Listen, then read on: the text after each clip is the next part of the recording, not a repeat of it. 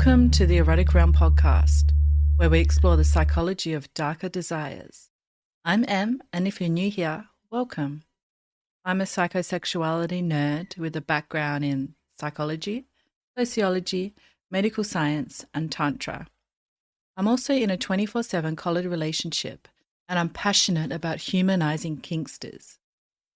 Join me here for in-depth one-on-one conversations as we explore the fascinating world of eroticism, one erotic realm at a time. If you love what we're doing here in the erotic realm, I'd like to ask you a quick favor. Can you follow and rate the show on Spotify? It helps the show reach more people like you. The following conversation is a journey into the erotic psyche through the eyes of Kali, the writer, editor, and creative force behind Aurore. Aurore is a confessional literary erotica platform with a devoted following. Originally created as a private erotic journal, Aurore has grown into a resonant community space where fantasies become stories and stories become mirrors of the self. In this episode, Kali shares her journey from dominance to submission and how writing became a transformative tool for navigating trauma, reclaiming agency, and deepening desire. We explore the feminist tensions in submission, the healing power of storytelling, and what it means to build an erotically honest life, one page at a time. To celebrate this episode, we're running a special combined Aurore and Psychology of Desire giveaway. One lucky listener will win a 1-year paid subscription to both the Aurore and Psychology of Desire Substack. To enter, simply subscribe to both of the Substacks and then leave a comment on the podcast post on Substack and you'll go into the draw. I'll put a link to the post in the episode description.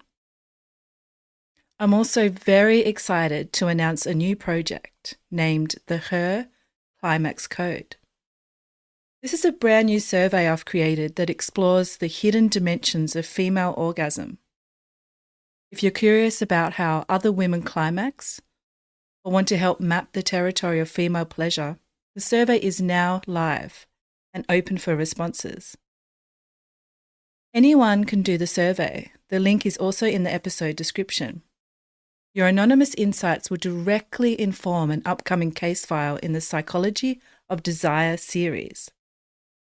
This is where I deep dive into the science and symbolism of our erotic lives.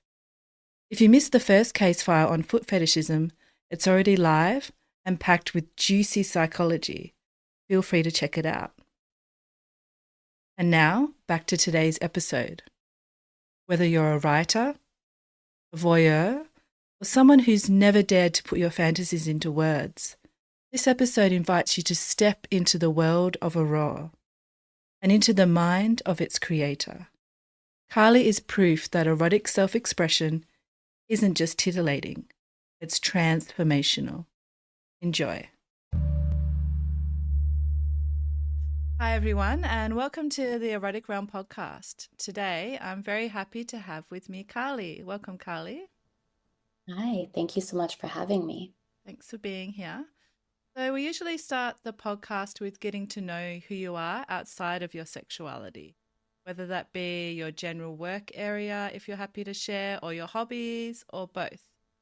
What are you up to when you're not being a kinkster or exploring your sexuality, Kali?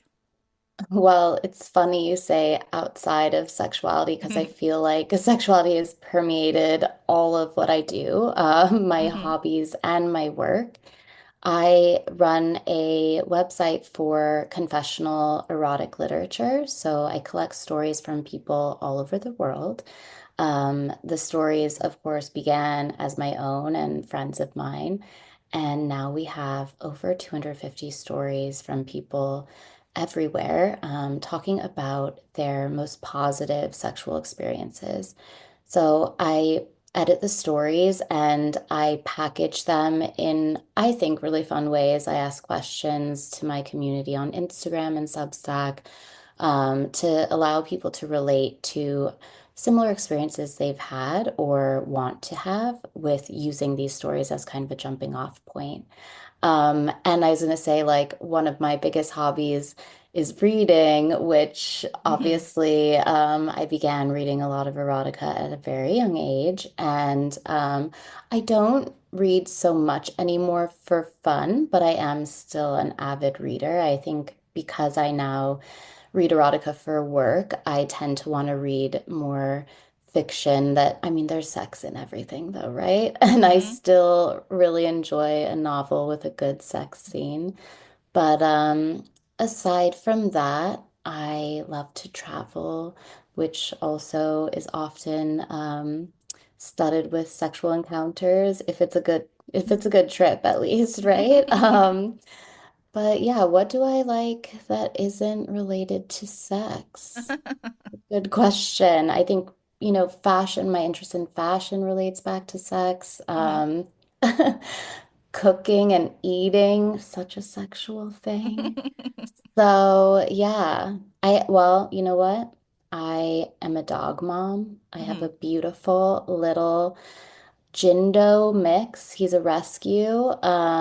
And yeah, so I love going out with my dog, cuddling my dog, and yeah, that's really changed my life, actually. That's the most non-sexual thing Hmm. about me, for sure. I am a mom. Beautiful. I'd love to dive into your sexuality now. How would you describe your sexuality? And what roles do you describe yourself as when it comes to your kinky sexuality? So, this has been such a journey. I think, and you can also stop me if I'm like getting too deep into this question Never, or, never. okay. Go for it. Um, but yeah, I think from a very young age, um, I was very interested in sex. I was interested in trying everything. Was a little bit mature for my age and wanted to do things that were like forbidden, which of course included sex. I had a mother who's Catholic, and I think that sex was a very taboo topic in my home. And so the taboo was very alluring. Mm. And I think that in my early days of sexual exploration, as I think happens to a lot of young women, um, my exploration, I was not treated very kindly. Feelings were hurt. I was probably taken advantage of. And I think as a result of that, as I got a little bit older, like into my university days, I wanted to really flip the script, and instead of feeling like in the submissive role or being taken advantage of, I wanted to like hunt basically virgins because I felt that losing my virginity was kind of this so much buildup and then such a like letdown in terms of romance and meaningfulness Mm. that I then wanted to flip the script and like take young men's virginity and make it a special, interesting thing that we could really connect on, like kind of give Mm. them the experience that I wish I had. And I think that I was sexually active a lot younger than more of my peers were. So then I got to university and there was like a ton of male virgins there. It was like a playground for me. And I found it just to be such a vulnerable thing for young men to be that they felt less sexually experienced than I was, and that I could like show them the way, as in some ways I was shown, but not necessarily as lovingly maybe as I had hoped. Mm. And so I went through the beginning of college really, interested in kind of doming men and being more in control. And then after graduation, I moved to New York City, and I met this man who was extremely dominant. We didn't at that time, I wasn't very well versed in kink or in boundaries or a lot of the things that would have been helpful for me in this relationship. Mm, But in that relationship, I took on a much more submissive role. And I think that that changed because maybe I was a bit forced into it at first, but enjoyed it more than I thought I would by a lot. And that was very confusing for me to have experienced both and not quite sure where I wanted to be or where what felt most true to who I was. I mm-hmm. realize now though, I am getting so deep. What I meant to say as to describe my sexuality is that it is ever evolving, and I think it Mm, always has been. And I've really gone through these phases of exploration and trying on different sexual identities. I really am not one for labels. mm, It's not something that because I don't feel truly any one thing. And obviously, there's a switch, but I also don't feel that that is really accurate for me either. I don't know. And I think in terms of my sexual interests and the people that I'm interested in, the closest thing I can identify as is pan mm-hmm. because I think I'm really just attracted to people more than gender. And um, yeah, it's so ever evolving is my Mm-hmm. sexuality. And I look forward to the idea that that will continue to be the case, you know? Mm, Like I'm looking forward to my like elder years of exploration too. mm-hmm. I hear that people get super horny in old age, so we Mm-hmm. can only imagine what that will be like. Mm-hmm. That's really fascinating. I've never heard of a woman who was a virgin hunter before, so that's incredibly interesting to me. Yeah, thanks. Yeah, yeah. Yeah, thanks for sharing your journey from dominance to submission and your growth as a person.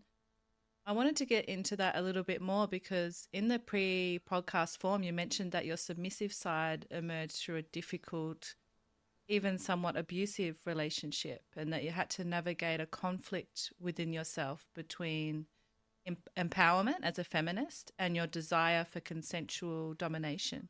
Can you tell us more about that process? Yeah, and that's where I realized I was getting like into that part without, that's like it's such a layered thing. Mm, So I think what occurred, and I think that this is when you're experiencing these dynamics, but not in a kink informed, BDSM informed way, and you're not playing out scenes, you're just like living these things. And so mm, the person I mentioned who was very dominant, he's very powerful, like he was a powerful person in the community, and he just commanded our relationship in a way that was, at that time in my life, extremely alluring and comforting. It felt like being just lifted and floating. Like I didn't have to think. I mean, it was like subspace all the time, right? mm, And the way that he took care of me was incredibly beautiful and liberating. What also was the case was that he had a very bad temper, and often these flare-ups between us would turn violent, and the violence sometimes turned sexual. And mm, that was what was so disturbing to me, because I identified as a feminist, because my mother was a survivor of domestic violence, that I enjoyed. these violent sexual moments while at the same time despising them. And I Mm. think it caused me to despise myself, to despise my partner. And it was just really confusing to be in that situation, to enjoy something while at the same time being ashamed of that enjoyment and being, working out how I can be someone who hates domestic violence and yet is participating in it willingly in some sense, right? Mm-hmm.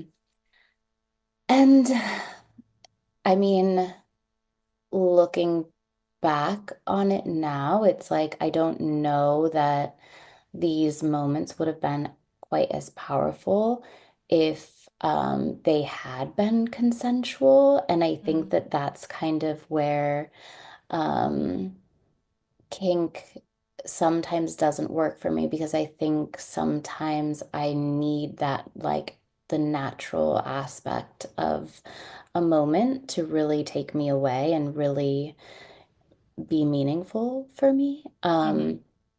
But I think so at that time it was my early days of writing and I started to work on a piece that is called Fucking Like a Feminist. And Hmm.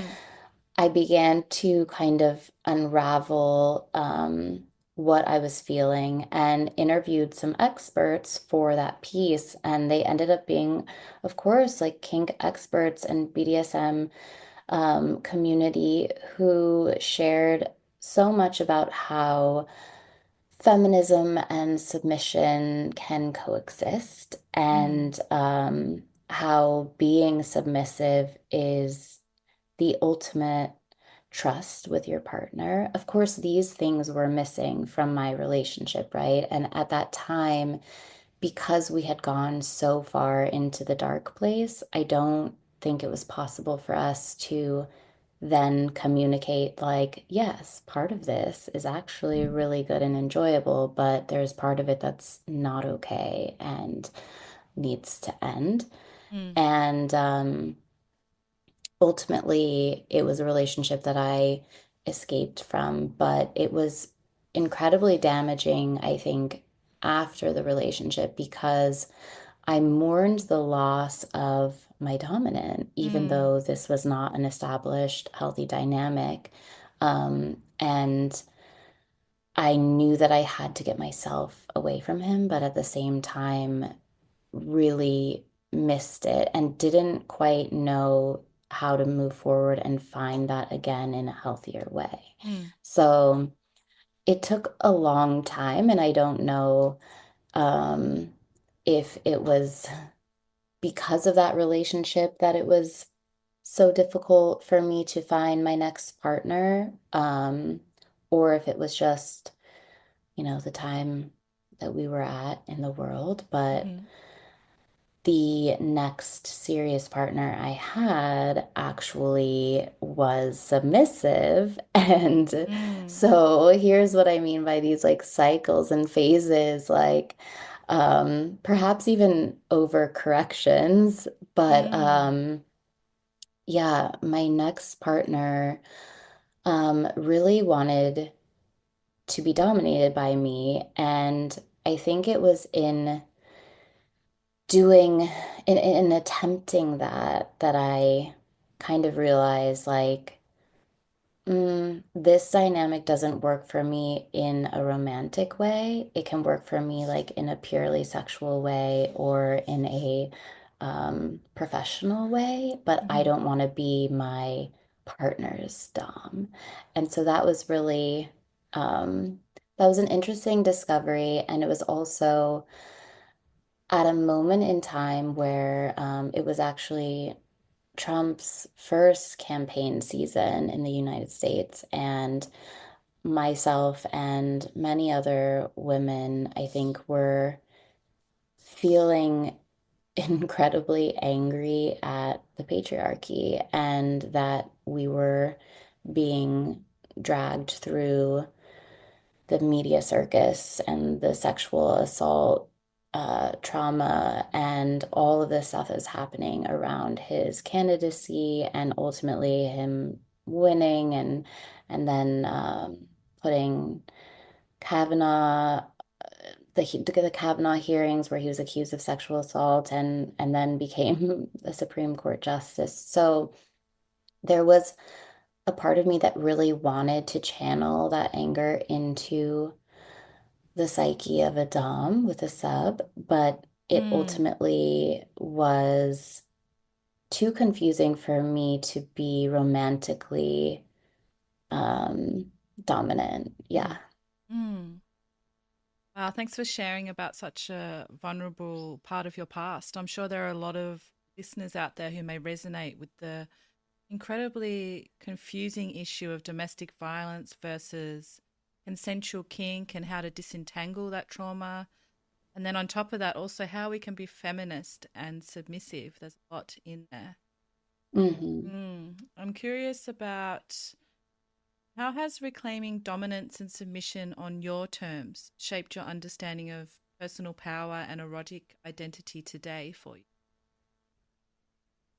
Well, I think that becoming healthier and closer to myself has then allowed me to be submissive with my partner and seek submission and Mm, not feel that it will be misused, mishandled, mm-hmm, and also know that it is a power to be submissive, that you, when it is consensual and when it's negotiated, you have the power with a good mm, dom, right? Like, mm-hmm, and I think that that's probably also an issue that a lot of people have because there's a lot of bad doms out there, and then there's a lot of people who are just abusive, right? And it's mm, like not always immediately obvious what's what. But I think that honestly, getting older, getting closer to myself, and just not feeling so in need of validation or love. And, that's not to sound like, but yes, self-love is a big thing. And I mm, think that one way that I really try to empower myself and have felt empowered is by loving my body and by giving myself pleasure. And by doing that for myself, it's then a lot easier for me to both accept and ask for that in sexual situations with mm-hmm, others. Um, I think that's a big thing. And I try to lead people into that with my work as well. I think a lot of my erotic awakenings or epiphanies have come through erotic journaling mm, and rewriting encounters that I've had and enjoyed. It's like putting something on paper, putting something into words is such a powerful act that I think you can honestly rewire your brain into believing that this is the way it always should be, if that mm-hmm, makes sense. mm, And it's one thing I offer my writers as well. Like I mentioned that Aurore is for confessional stories, so stories that, based on real experiences. But I always offer people to rewrite the narrative if something happened that they wish had been different, or if something bad happened, or a breakup, that they could rewrite a story so that they end up on top and not like, top and bottom, but like yeah. end up winning. Mm-hmm, And I think that that is a really powerful act. mm, Um, and I think that writing your fantasies is something that can write them into being or give you the confidence to seek them and figure out the language to ask for them. mm. So let's Yeah. chat more about the birth of Aurora. Where does the name Aurora come from? What's the inspiration behind the name? So Aurore is actually the real name of the writer George Sand, who some may know, some may not. I was an English lit major. So George Sand was a pseudonym that this woman named Aurore used at a time where obviously it was much preferred to be a man in the world. And so she published under this pseudonym. She also was known to wear men's clothes out in Mm, public so that she could smoke in public, which was something that women were not allowed to do, and as well as enter male spaces. So when I was trying to find a name, which was a really difficult thing because you want to capture the essence, right? mm, Um, it felt to me that Aurore was a way to reclaim an identity that wasn't allowed at another time. And like mm, the irony is, of course, a lot of people still use pen names, pseudonyms on the site because as much has changed in the last couple hundred years, not much has changed at the mm-hmm. same time. And it's still considered very taboo to be openly sex positive. So, yeah, I think that it's a little tribute to a different time and also to bucking conventions Mm. and doing things out of the norms of society, which in many times is something very sexy. I love that so much. So, how did it evolve from being a personal outlet to becoming a community for others to explore their eroticism? What was that process Well, like? I think I always wanted it to be a community because, as I mentioned, this process of writing my own stories was so helpful for me that Mm, I knew that I wanted to reach other people and help them do the same. And I think like I know we're worlds apart, but like I was in New York City the last 14 years, and New York City is famously terrible for dating, especially for women. mm, And so there was so much negativity around dating, and often because it was actually bad. And then I mentioned the Trump campaign in the first term, and that as well, I think that was when I came up with the idea for Aurora. There was just this need for me to remind myself and remind others that sex could be good, mm, that it had potential to connect us and to be beautiful and intimate and vulnerable.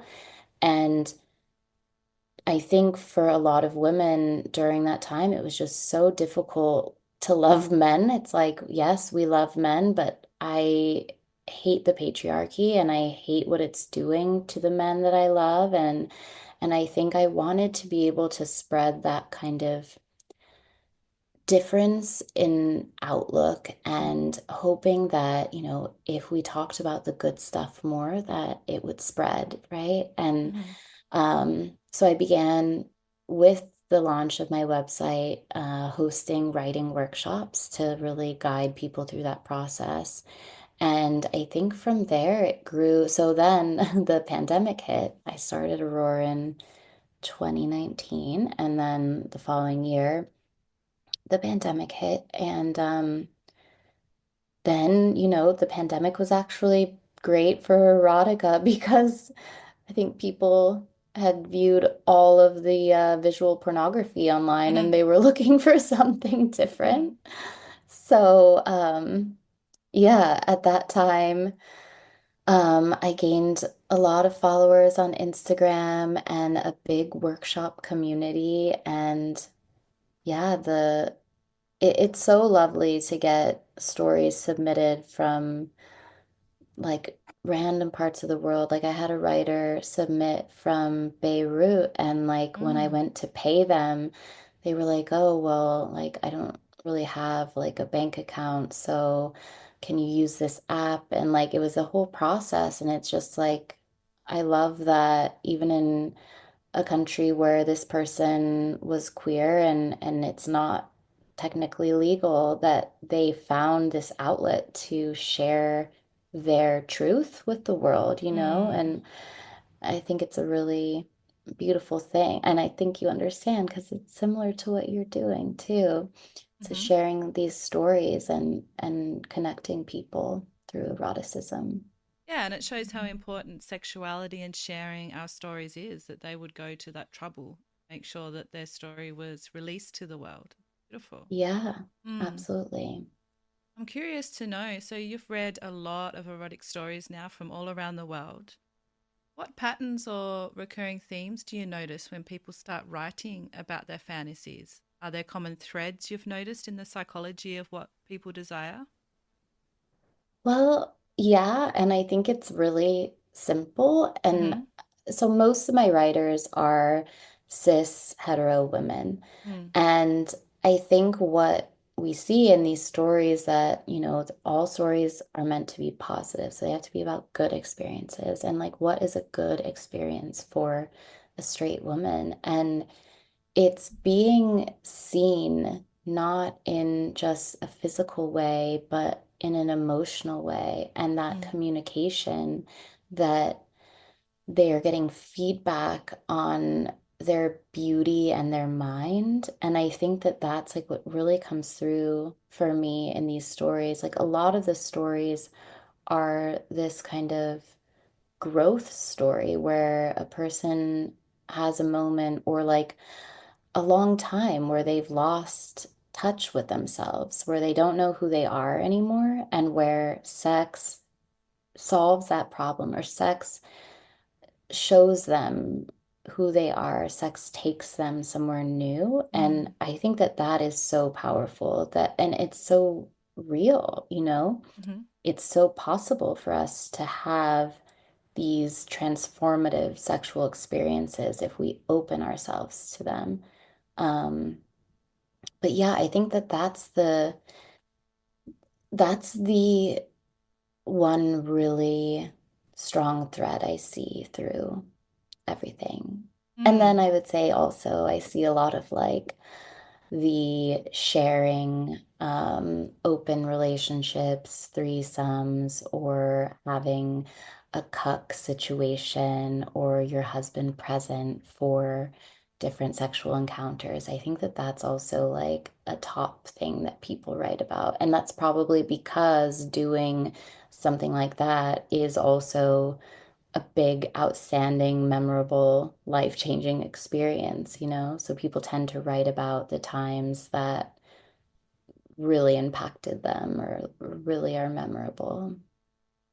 So, a tradition we have on the podcast is exploring a piece of research from the academic world with you. And I wanted to bring in a real piece of research that felt incredibly aligned with your work. It's a 2021 study published in the Journal of Psychological Research, which explored the relationship between sexual fantasy, sexual communication, personality traits, and sexual satisfaction in married people. And the researchers found that people who embraced their fantasies and were able to communicate them openly with their partners had significantly higher sexual satisfaction, regardless of their personality traits. And it really reaffirms a deeper message of what you're doing with Aurore, that writing and sharing our fantasies can be more than a creative outlet. Now, as someone who built an entire platform on erotic storytelling, do you think the act of writing your desires, even privately, can act as a kind of communication or clarity tool? Oh my God, absolutely, Mm-hmm. yes. 100%. I Mm-hmm. think that a lot of the process of communicating with a partner is just finding those words for yourself and like practicing them and writing them out ahead of time, especially in a story. I often recommend that people do send stories as ways to open the conversation about fantasies. So maybe it's not your own story, but somebody else's. I think that like arousing or like whetting the appetite of somebody through a story is such an amazing way to open the conversation around enacting something that happens in a story. It's just like with movies or pornography, like, and how we mirror things. I think as humans, seeing things in art or reading things in art literature is such a good way to figure out what we want and how we want it. Gives Mm. us the tools. They also noted that fantasy acceptance, not just fantasy frequency, was a key factor in satisfaction. Have you found that embracing the validity of a fantasy can be more transformative than indulging in it? I think so. And I think that that has a lot to do with just being able to use your imagination and imagine all the possibilities with a partner. Mm-hmm. Like, definitely, and I think this is kind of the same with like writing erotica versus something like pornography, where there's such a slow build and the beauty is in the tension, right? And so sometimes the actual enacting of things isn't the most exciting part.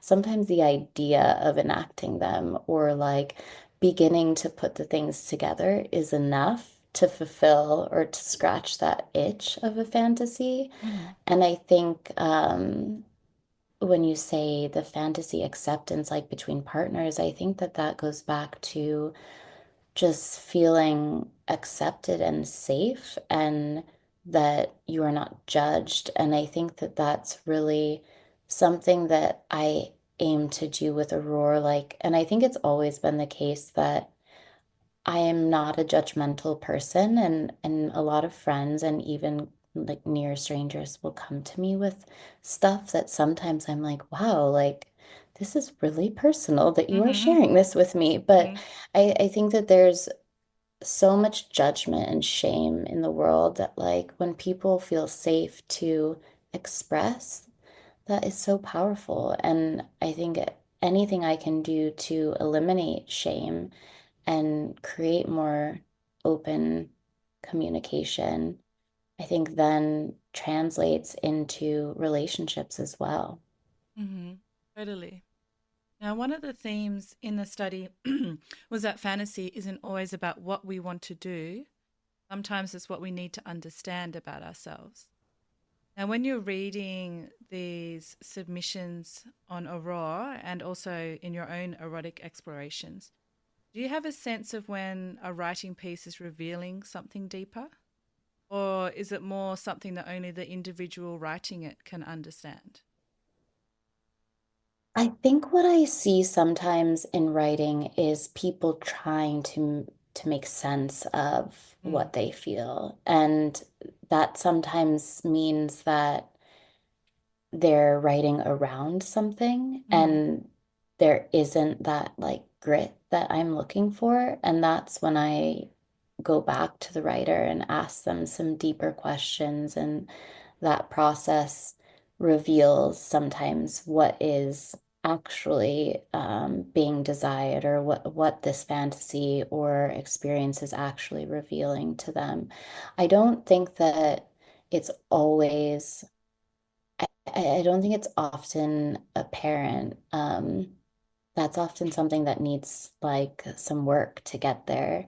Because I think to know yourself so intimately is a process, and often one that does require a guide, like whether that guide is your lover or an editor, Mm-hmm. or a friend. It depends. But yeah. Mm. And has there been a specific story or moment where something that you wrote surprised you, where you revealed a desire that you hadn't fully named before? Hmm. Well, I don't know. I'm trying to think. I mean, there's so many stories, but the story that I am going to share some excerpts with you tonight, Mm-hmm. I do think that that story revealed something to me because I was scared to write it. And it was one of the first stories that I actually put my real name on. I was also writing under a pen name. And like, even though my name is attached to Aurore, I think representing the space versus having my name attached to an actual story about my personal experiences, Mm-hmm. it's very different still. And I don't know if I'm jumping the gun if I No, segue no. into the reading, I'd but I'd, I'd love to the hear it. Yeah. yeah, the story is called Zoloft, and I guess I didn't quite get there in what we were speaking about earlier in the cycles and changes, but one of the big things that led me to a healthier place sexually was getting on antidepressants, and anti-anxiety drugs. And I think that a lot of my earlier sexual experiences were so tinged by the chaos of my mind and the fear and anxiety of being alone with myself and my thoughts Mm. because it could be really dark. And yeah, I think that that story I separate into two parts, and I'm going to read the part that is sex before Zoloft, but then there's another part of it that is sex on Zoloft. And it's a little less fun, but and I think that's to answer your original question. I think in writing that, it revealed to me that I was feeling shame around not having the same sexual appetite that I once had and Mm. how it had been changed by SSRIs, which is a really common side effect for a Mm-hmm. lot of people. And I think can often be a reason why people don't take the drugs when they need to take the drugs, which is, everyone's individual choice, but also it definitely, for me, my sexuality was so much a part of my identity that the idea of not wanting sex in the same way when I was younger and tried SSRIs was like, oh, I can't do this. Like, who am I without Mm. sex? Um, but eventually, there was a point in which I think the scales tipped and it was like, I need this more than I need sex. Mm-hmm. Um, but yeah, if now's a good time, I will read Please, an I'm sure we'd excerpt. love to hear it. Okay. Sex before Zoloft. Prior to June 2019, sex was my religion. I studied it, devoted. I'd orbit around my need, a need that felt greater than myself. Being desired was the only thing that fueled me, sex the culmination of my grasp at peace and power. I'd line my eyes with thick liquid liner and wear perfume strangers complimented. My body curved in such a way it would elicit howls when I let clothing hug it. I'd fake confidence that fooled most, and I'd chain smoke, loitering on curbs and in bar backyards, always reeling, on the brink of some perceived slight or tragic end with my latest fling, always looking for my next victim, my next savior. My friend sent an image of a woman tied to a stake, lighting the cigarette in her mouth from the flames beneath her, and I'd never seen anything more me. I lit fires. I'd happily burn. I'd fight, I'd fuck, and I'd smolder with rage and desire. My hatred for men was matched only by my desire for them, my desire to be desired by them. It became hard to distinguish if my aim was to destroy them or to destroy myself.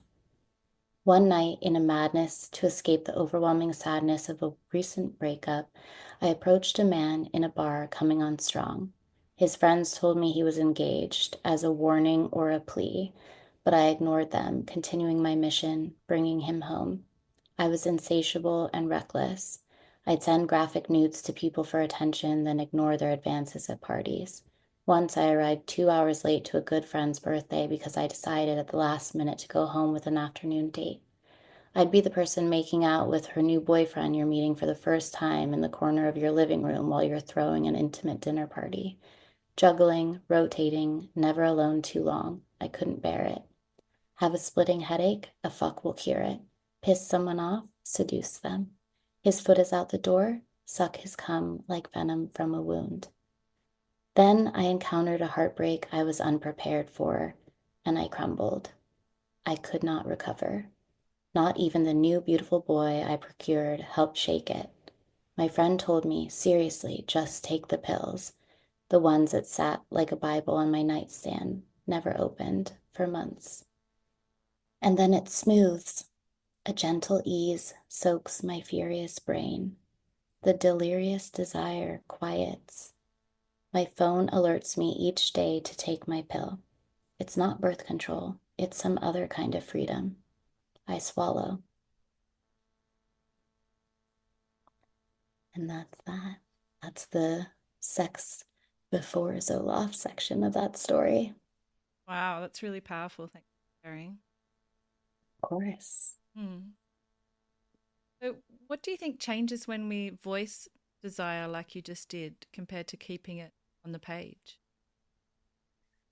That's interesting. Yeah, I think that you own it a little bit more. I think Mm, that the act of writing and sharing is incredibly empowering, freeing, and scary. Um, but speaking things out loud, I think, takes it even a step further. And I always say this in my writing workshops because I offer a space for people to share their writing. And I know it's so intimidating and scary, but I also know that doing it is, I mean, it's better than a drug. It's hmm just, it makes you feel so good and I think especially in a space where you feel supported and that the community is aligned and sex positive, that, yeah, it's just really affirming. mm. Is that how you feel after reading that particular piece to us today? I do. Hmm Yeah. I mean, I think there's always this part of me that is afraid, but I think also that fear is somewhat exhilarating. Mm. Did you say you had a second part you wanted to read as well? Well, the second part is less fun, and I Mm. think hmm I think that that's more for if somebody wanted to read that, they absolutely can. They can find the story on the site. hmm But I think that what I tried to do in this story is compare how my libido and desire used to operate and contrasting with how it operated on Zoloft and on SSRIs with my libido dampened.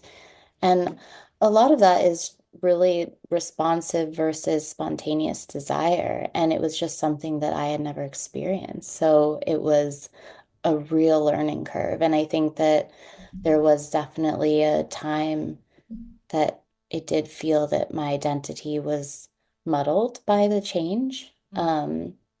But like I said earlier, I think that the cycles and phases is something that I really believe, and I know that wherever I'm at is where I should be, and that things will change. And I try to just appreciate where I am at Mm. any given time.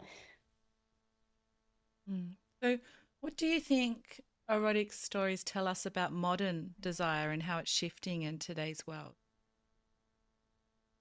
Well, I think that ones that tell the truth are definitely different than some of the um, more romance genre stories. And I don't have anything against romance, but it's never been something as alluring for me because I think that I need sex to be grounded in reality, and I don't want this unattainable idea of what, and I think it can be quite damaging, honestly, but I understand the escapism aspect. But I think that definitely women there's a movement towards reading erotica and romance more proudly than in the past, like with Mm. more pride. So I think that that's really positive, and I think that that reflects a ownership of pleasure and a desire for better partners and more um, romantic and thoughtful partners as well, and communicative partners, because I think that a lot of the literature is about communication, and as I mentioned earlier, about um, feedback and confirming someone's humanity and sexuality and your desire for them.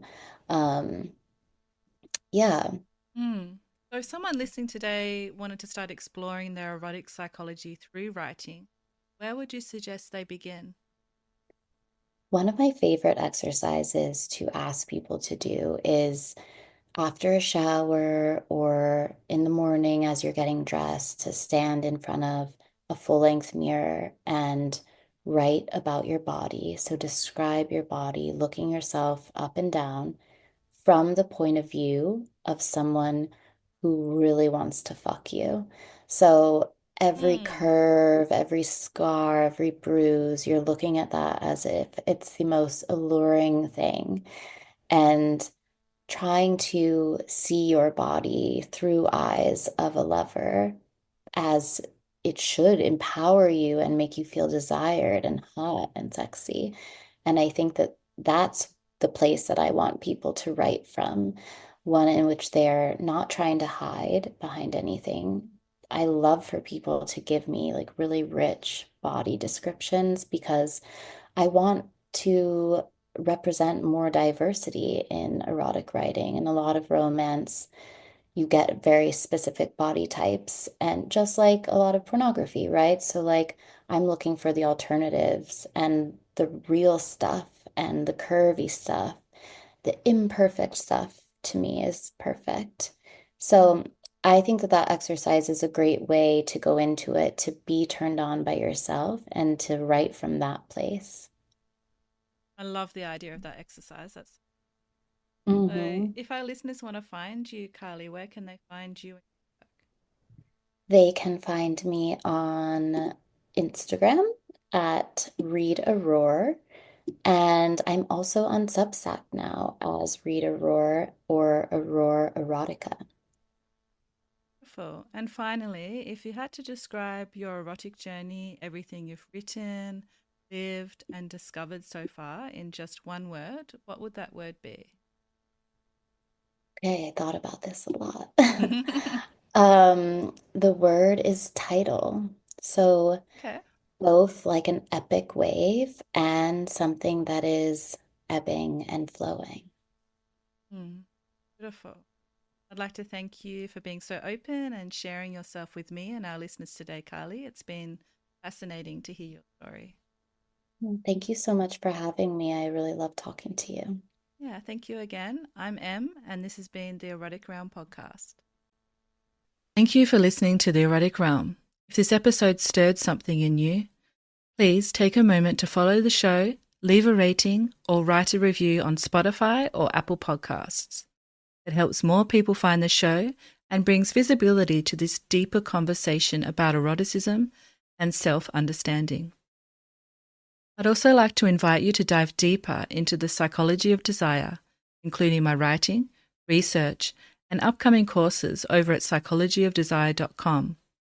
And if you want the full experience, join thousands of curious minds on my Substack at psychologyofdesire.substack.com, where I release the Psychology of Desire case files, behind the scene thoughts, and intimate reflections every week, plus more. Until next time, stay curious, stay embodied, and keep exploring. Also, as always, stay perverted.